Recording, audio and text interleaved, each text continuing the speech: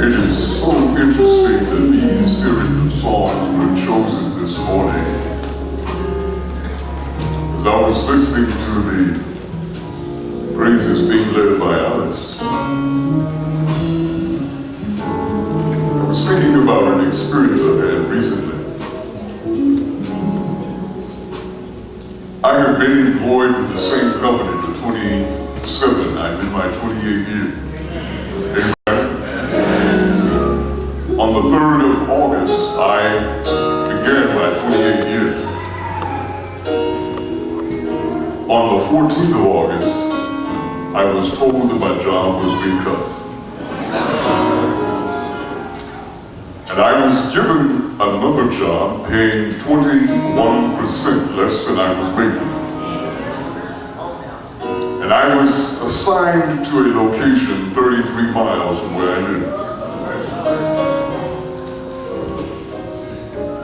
You know, after being in this church as long as I have, and I'm not talking about City Temple, I'm talking about the fellowship of believers. I was sitting in this office looking at these two people who were talking to me about my job. I want to emphasize my job. And I want you to know, Brother Smith, I looked at them, I shared with the people on Wednesday night, and I watched the mouths of these folk moving.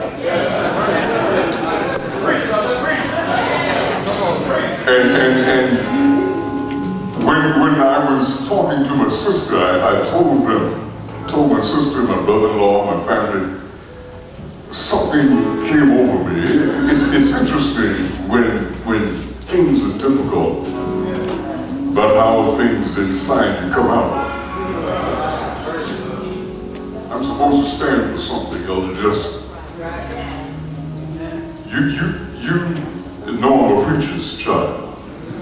And I claim to know God.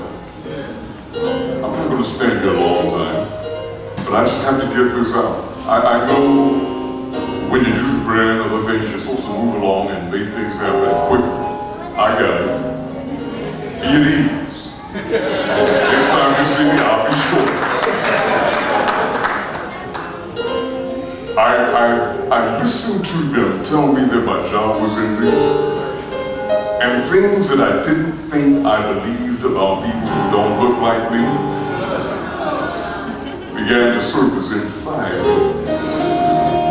And I prayed that the Lord would hold my tongue.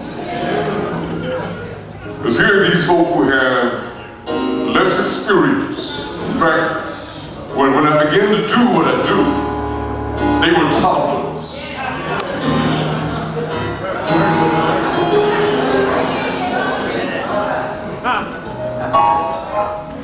And they're taking my job and giving me another job, paying 21% less.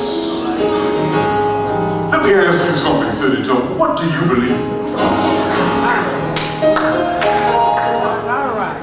I walked out of that office. I went home and I told my wife and my children. Not only were they hearing about this, but you need to understand we were in the middle of trying to buy another house.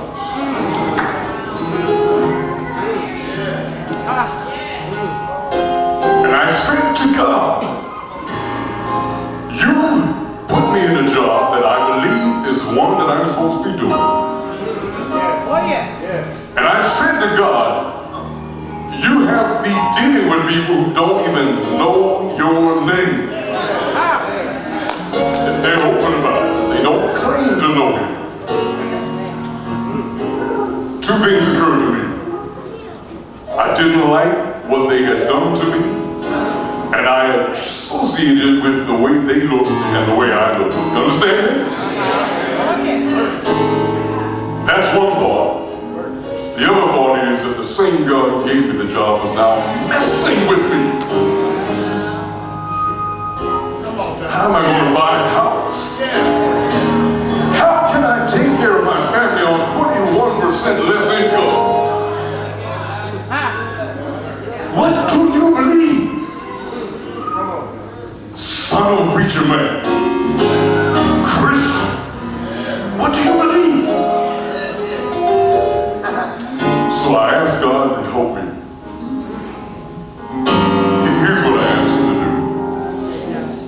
recognized inside of me the things that would keep me out of the kingdom.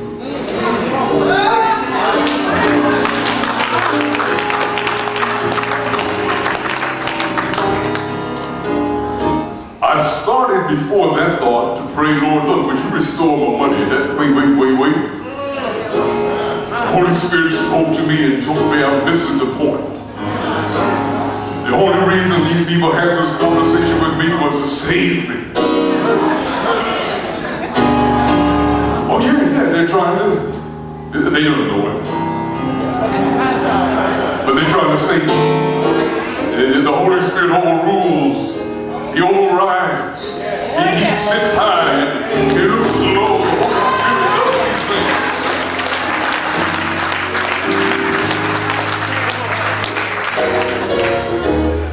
Then I said, Lord, forgive me. And the Holy Spirit put a thought in my head. He said, look, open up your Bible and read a psalm. And I began to read, and the Holy Spirit said, take the name of the person you heard was taking your job and insert it in your psalm. And so I began to read, and I said, the Lord is Tom Shepherd. Tom shall not want. And I read another text, and it said, the Lord, instead of my light, I said, it's Jennifer's light. And then I read another text, and it said, though Kelly's sins be as scarlet, they shall be white as snow. Holy Spirit brought to my mind that if Jesus would die for me, He would die for Tom. He would die for Kelly. He would die for Jennifer. And then I realized, it isn't the amount of money that I make. It isn't the longevity on the job. I'm going to close my eyes just if I look at you, I cry more. Y'all. Yeah, you just have to hold on now.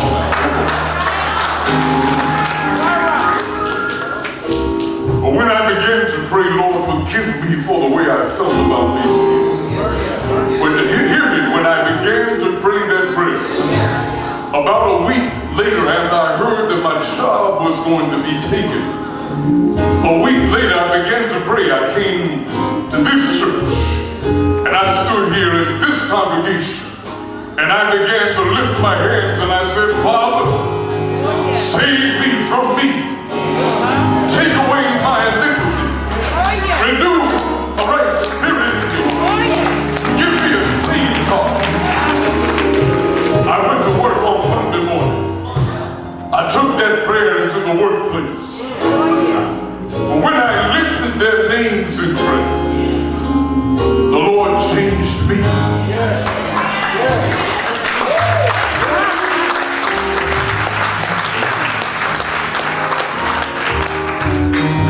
When I prayed for them, the Lord fixed me. Oh, yes. Oh, but wait a minute.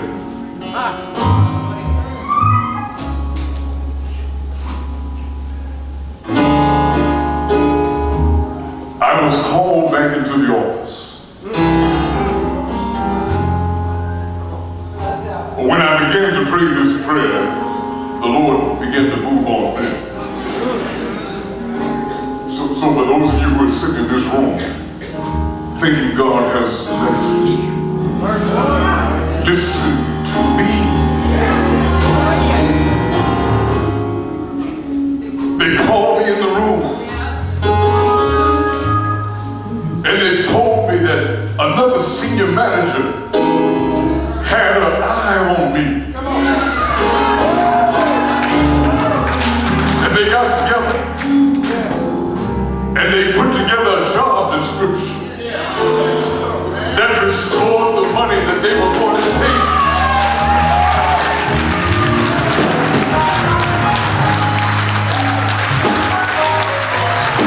Wait a minute.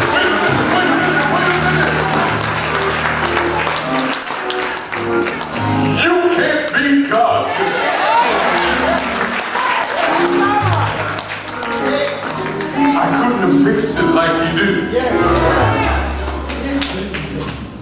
Oh, but you know what, friends? Not only did they restore that money, but I got an increase.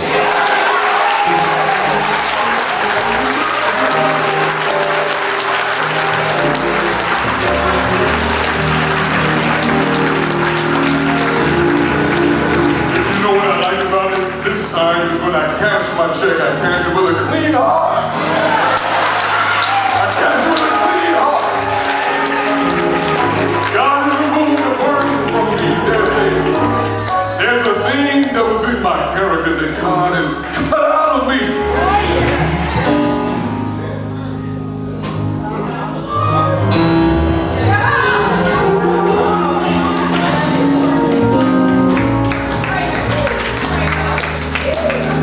There they are.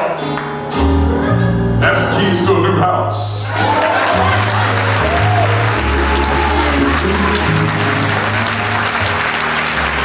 If you need God to do something for you right now, I'm done with that. I'm not done with him, but I'm done with that. If you need God to do something for you, I'm a witness. I'm a witness.